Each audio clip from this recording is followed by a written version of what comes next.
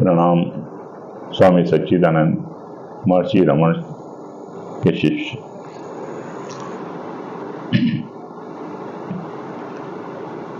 आज का प्रश्न है कि कुंडलिनी जागरण क्या होता है।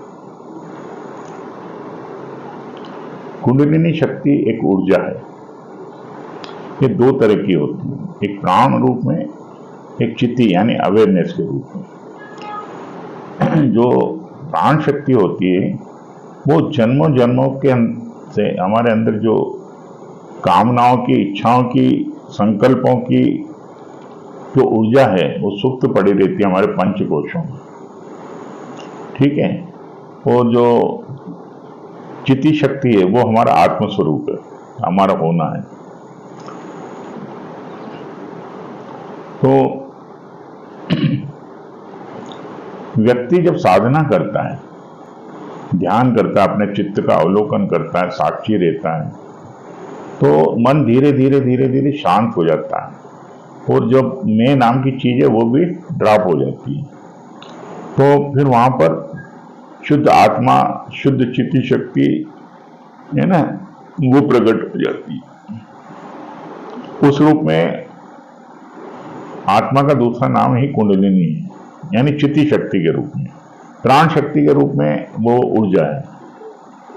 तो जब मन शांत हो जाता है और हम व्यक्ति का अहम भी गिर जाता है, अहम रहित अवस्था जिसको हमारे शास्त्रों में मोक्ष, निर्वाण, समाधि है ना, आत्मज्ञान, ब्रह्म ज्ञान नाम से पुकारा गया है, तो वो प्रकट होती है।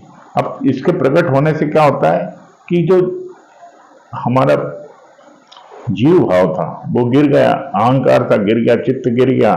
अब वो जो चित्त में जो ऊर्जा पड़ी हुई थी, जो विभिन्न प्रकार की इच्छाओं की ओर हमारे को धकेलती थी, वो संकल्प थे हमारे, प्रसुप्त थे, सोए हुए थे, हमें पता नहीं चलता था, जो उस ओर हमारी गति करती, बहिर्मुख गति संसार की ओर ले जाती थी, वो मुक्त हो जाती। अब वो मुक्त होने के बाद क्या होता है कि ऊर्जा का स्वभाव है बहना।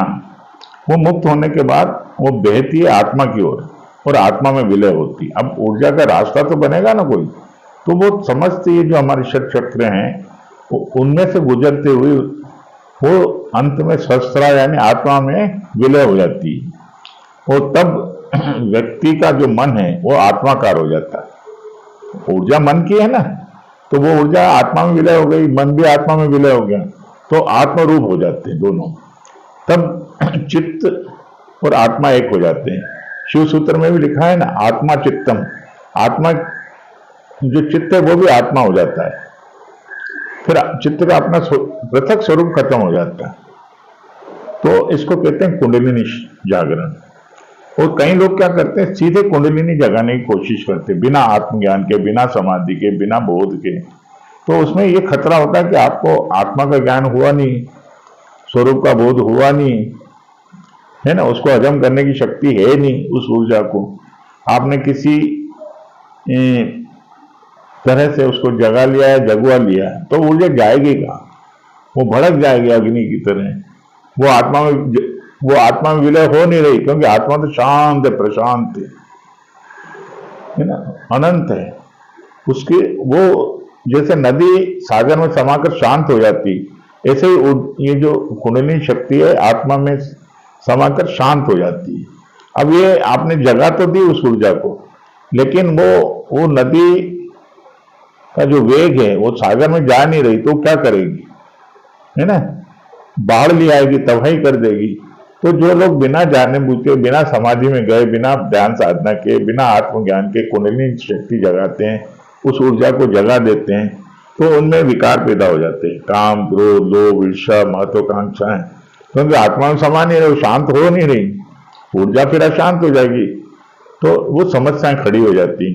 इसलिए कुंडलिनी शक्ति जगाने का प्रयास न करें, सिर्फ अपने को, मन को साक्षी भाव से देखें, मन को शांत होने का मौका दें,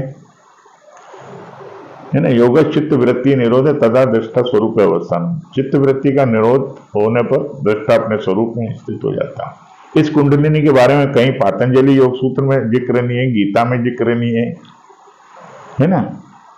उपनिषद में जिक्र नहीं है, ब्रह्म सूत्र में जिक्र नहीं है। तो कुंडली शक्ति परिणाम है, इसलिए नहीं है क्योंकि वो तो परिणाम है ना।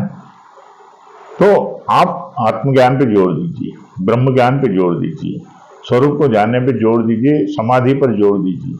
कुंडलिनी खुद ही जागेगी, खुद ही जागकर वो अपने आत्म स्वरूप में समा जाएगी और आप एक ऊर्जा के सागर हो जाएंगे, आनंद के सागर हो जाएंगे, प्रेम के सागर हो जाएंगे। इसलिए गलत सिरे से शुरू ना करें, है ना। इस बात का ध्यान रखें, हमारा लक्ष्य आत्मज्ञान है, आत्मबोध है, न कि कुंडलिनी जागरण है। कुंडलिनी जागरण से आत्मज्ञान नहीं होता है, बल्कि आत्मज्ञान से कुंडलिनी जागरण होता है। इस बात को आप याद रखिए।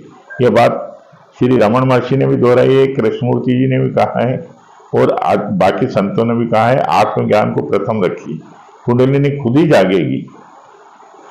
आप कृष्णमूर्ति जी का सुनना लेक्चर कुंडलिनी जागरण पे, उसमें स्पष्ट किया गया।